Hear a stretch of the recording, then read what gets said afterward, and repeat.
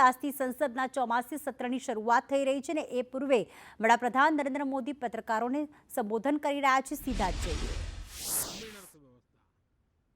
और इतना ही नहीं, हर परिवार की अर्थव्यवस्था में एक बहुत महत्वपूर्ण होता है। अब तक जो मुझे जानकारी दी गई है उस हिसाब से पिछले 10 वर्ष में जो पानी का भंडार हुआ है इस बार वो करीब करीब 3 गुना हुआ है, जिसका आने वाले दिनों में भी देश के अर्थतंत्र को बहुत लाभ होगा। साथियों, ये मॉनसून सत्र राष्ट्र के लिए ये बहुत ही गौरवपूर्ण सत्र है। ये मॉनसून सत्र राष्ट्र के लिए एक अपने आप में विजयोत्सव का रूप है।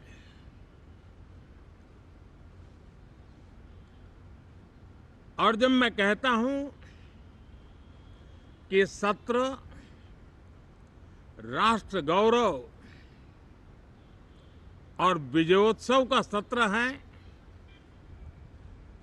तो सबसे पहले तो मैं पहली बार इंटरनेशनल स्पेस स्टेशन पर भारत का तिरंगा झंडा वहां लहराना, ये हर देशवासी के लिए गौरव की पल है। देश में साइंस टेक्नोलॉजी के प्रति, इनोवेशन के प्रति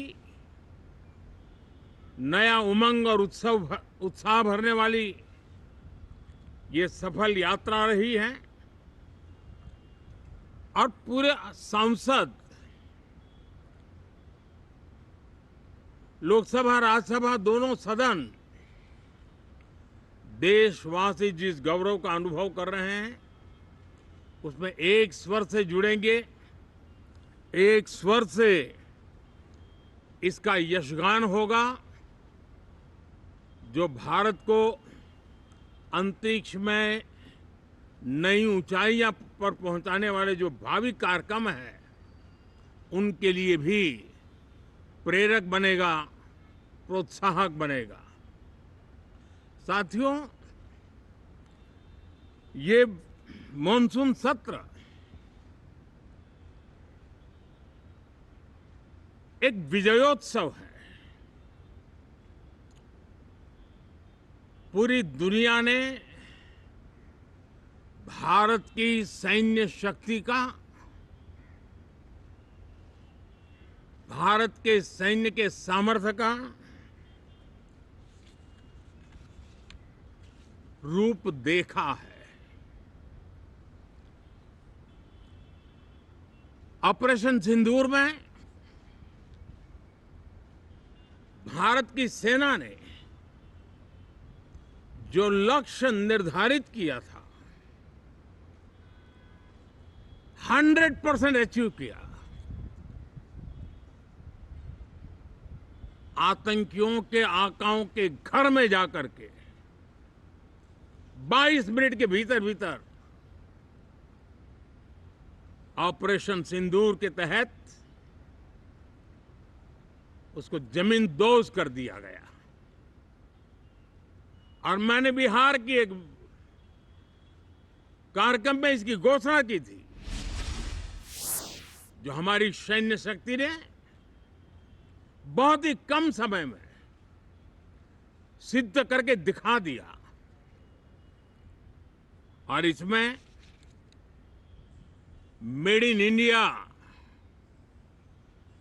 सैन्य शक्ति का ये नया स्वरूप, इस पर भी दुनिया बहुत आकर्षित हुई है। इन दिनों विश्व के जिन जिन लोगों से मिलना होता है तो भारत के इस मेड इन इंडिया जो औजार तैयार हो रहे हैं उसके प्रति दुनिया का आकर्षण बढ़ रहा है। मुझे विश्वास है कि जब सदन इस विजयोत्सव को एक स्वर में विजय के भाव से इस सत्र के दरमियान उन ओजस्वी तेजस्वी भावनाओं को प्रकट करेगा तो भारत की सैन्य शक्ति को बल मिलेगा, प्रोत्साहन मिलेगा, देशवासियों को प्रेरणा मिलेगी और सैन्य क्षेत्र में जो रिसर्च, इनोवेशन और मैन्युफैक्चरिंग हो रहे हैं, made in India defence equipment बन रहे हैं, उसको भी एक बल मिलेगा और जो भारत के नौजवानों के लिए नए रोजगार के अवसर पैदा करेगा। साथियों, ये दशक हम एक प्रकार से देख सकते हैं कि शांति और प्रगति कंधे से कंधा मिलाकर के आगे बढ़ने के कदम कदम पर प्रगति के एहसास करते रहे हैं। देश कई प्रकार की हिंसक वारदातों का शिकार रहा है, लंबे अरसे तक शिकार रहा है। देश आजाद हुआ तब से ये समस्या को हम झेल रहे हैं, चाहे आतंकवाद हो, नक्सलवाद हो। कोई प्रारंभ में शुरू हुआ होगा, कोई बाद में शुरू हुआ होगा, लेकिन आज नक्सलवाद का, माओवाद का दायरा बहुत तेजी से सिकुड़ रहा है। माओवाद को, नक्सलवाद को जड़ से उखाड़ने के संकल्प के साथ देश के सुरक्षा बल एक नए आत्मविश्वास से, तेज गति से सफलता की ओर कदम रख रहे हैं।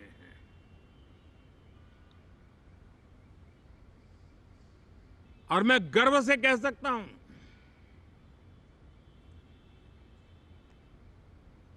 देश में सैकड़ों जिले नक्सल की चपेट में से निकल करके आज मुक्ति का सांस ले रहे हैं। हमें गर्व है कि बम, बंदूक और पिस्तौल के सामने हमारा देश का संविधान जीत रहा है, हमारे देश का संविधान विजयी हो रहा है। देश के उज्जवल भविष्य के लिए साफ दिख रहा है कि कल तक जो रेड कॉरिडोर थे वो आज ग्रीन ग्रोथ जोन में परिवर्तित होते नजर आ रहे हैं। साथियों, एक के बाद ऐसी घटनाएं देशभक्ति के लिए, देश की भलाई के लिए संसद में पहुंचे हुए हर माननीय सांसद के लिए गौरव का पल है। और संसद के इस सत्र में ये गौरव गान पूरा देश सुनेगा, हर सांसद से सुनेगा, हर दल से सुनेगा। साथियों, आर्थिक क्षेत्र में भी जब 2014 में आप सबने हमें जिम्मेवारी दी, देश फ्रेजाइल 5 की अवस्था से गुजर रहा था। 2014 के पहले वैश्विक अर्थव्यवस्था में हम 10वें नंबर पर थे और आज भारत तेज गति से दुनिया की तीसरे नंबर की अर्थव्यवस्था बनने की दिशा में आगे बढ़ रहा है, दरवाजे पर दस्तक दे रहा है। इन दिनों 25 करोड़ गरीबों का गरीबी से बाहर निकलना, जिसको विश्व की अनेक संस्थाएं सराहना कर रही है, देश में एक जमाना था 2014 के पहले, जब महंगाई का दर, इन्फ्लेशन रेट डबल डिजिट में हुआ करता था। आज 2% के आसपास आकर के देश के सामान्य मानव के जीवन में राहत बन गया है, सुविधा बन गया है। लो इन्फ्लेशन के सामने हाई ग्रोथ एक अच्छे विकास यात्रा की दिशा है। साथियों, डिजिटल इंडिया, यूपीआई आज भारत के एक नए सामर्थ्य को दुनिया देख रही है, पहचान रही है, और ज्यादातर देश में उसके प्रति एक आकर्षण पैदा हो रहा है। यूपीआई ने फिनटेक की दुनिया में अपने एक नाम कमाया है। रियल टाइम डिजिटल ट्रांजैक्शन दुनिया में सबसे ज्यादा हो रहे हैं। दुनिया में जितने हो रहे हैं, अकेले भारत में उससे ज्यादा हो रहे हैं। साथियों, पिछले दिनों इंटरनेशनल लेबर ऑर्गेनाइजेशन का एक वैश्विक समागम था और उसमें भारत ने बहुत बड़ी ऊंचाई प्राप्त की है। आईएलओ का कहना है कि 90 करोड़ से ज्यादा लोग भारत में अब सोशल सिक्योरिटी के दायरे में हैं। ये अपने आप में एक बहुत बड़ा अचीवमेंट है। उसी प्रकार से वैश्विक संस्था WHO ने ये कहा है कि भारत अब आंख की जो बीमारी आमतौर पर बारिश के सीजन में ज्यादा देखी जाती थी, ट्रैकोमा, अब भारत को WHO ने ट्रैकोमा फ्री घोषित किया है। तो आरोग्य के क्षेत्र में भी ये अपने आप में एक महत्वपूर्ण भारत के लिए सिद्धि है। साथियों, पहलगाम की क्रूर अत्याचार, नरसंहार पूरी दुनिया चौंक उठी थी। आतंकवादी और आतंकवादी के आके दुनिया का ध्यान उनकी तरफ केंद्रित हुआ था और उस समय दल हित छोड़ करके देश हित में हमारे ज्यादातर दलों के प्रतिनिधि, ज्यादातर राज्यों के प्रतिनिधि विश्व भ्रमण किया, दुनिया के अनेक देशों में गए और एक स्वर से दुनिया के सामने आतंकवादियों का आका पाकिस्तान को बेनकाब करने का एक बहुत सफल अभियान चलाया। मैं आज राष्ट्र हित में किए गए इस महत्वपूर्ण कार्य के लिए उन सभी सांसदों की सराहना करना चाहता हूं, सभी दलों की सराहना करना चाहता हूं और उसने देश में एक सकारात्मक वातावरण पैदा किया। विश्व ने भारत की बात को स्वीकार करने की दिशा में अपने मन के द्वार खोले और इसके लिए ये हमारे सांसदगण, हमारे राजनीतिक दल सराहना करने के मेरे लिए सौभाग्य है। साथियों,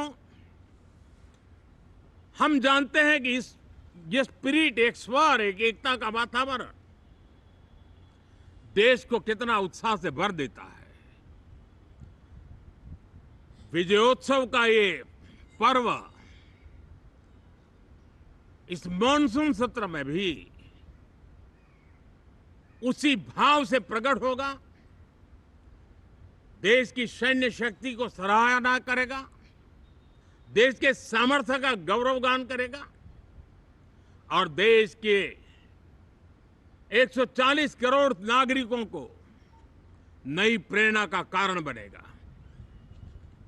मुझे विश्वास है कि हम सब मिलकर के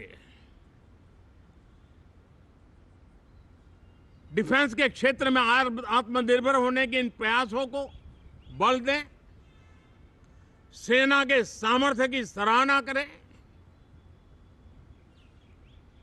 और मैं आज देशवासियों के सामने जरूर कहूंगा और देश के राजनीतिक दलों से भी कहूंगा कि देश ने एकता की ताकत देखी है, एक स्वर का सामर्थ्य क्या होता है देखा है। तो सदन में से भी सभी माननीय सांसद उसको बल दें, उसको आगे बढ़ाएं। और मैं जरूर कहूंगा, राजनीतिक दल अलग अलग हैं, हर एक का अपना एक एजेंडा है, अपनी एक भूमिका है, लेकिन मैं इस वास्तविकता को स्वीकार करता हूं कि दल हित में मत भले न मिले, लेकिन देश हित में मन जरूर मिले। इसी एक भावना के साथ इस मॉनसून सत्र से देश के विकास यात्रा को बल देने वाले, देश की प्रगति को बल देने वाले, देश के नागरिकों को सामर्थ्य देने वाले अनेक विधेयक प्रस्तावित हैं। सदन विस्तृत चर्चा करके उसको भी पारित करेगा। मेरी सभी माननीय सांसदों से उत्तम डिबेट चलाने के लिए शुभकामनाएं हैं। बहुत बहुत धन्यवाद।